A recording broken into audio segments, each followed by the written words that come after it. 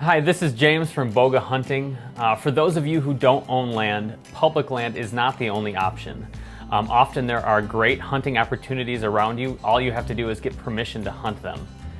So a little work this summer will go a long ways this fall. So the first step to getting permission to land is to find land that's worth hunting. The best way we've found to do that is by contacting people you already have relationships with. So maybe your brother, your cousin, your lover, someone you go to church with, whoever it is, someone that you have an existing relationship with. Tap into that resource and ask them maybe if they know anybody or if they have any land themselves.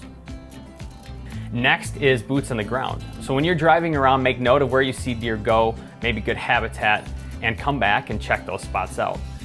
And third, use property maps, GIS maps available by county.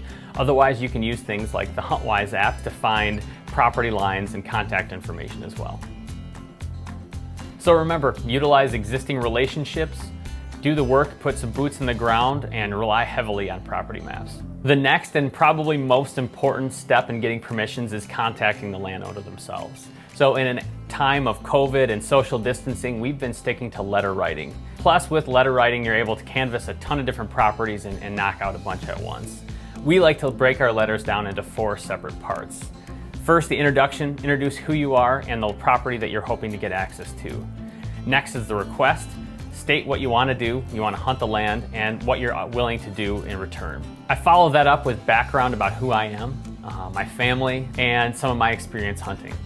And then finally, I'll end the letter with some information about how they can contact me, and I'll have them reach out to me directly.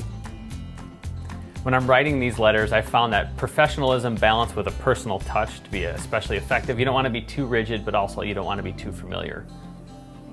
On to the last step. Often you'll be asked to come in to meet the landowner, either to do some work, to meet them, to lay down some rules, and this is a pretty critical point in getting permission. Again, act professional. Dress well, but not too well. Don't wear a tux, but don't wear overalls with no shirt underneath. Review with the landowner all the rules that they have. Get them nailed down at the very beginning, because any lack of clarity at the beginning will lead to problems at the end. Finally, follow through what you commit to. If they lay down rules and you agree to it, do exactly what you said you'd do. At the end, you're going to have a great experience, you'll be invited back, and hopefully you'll put a lot of bucks on the ground.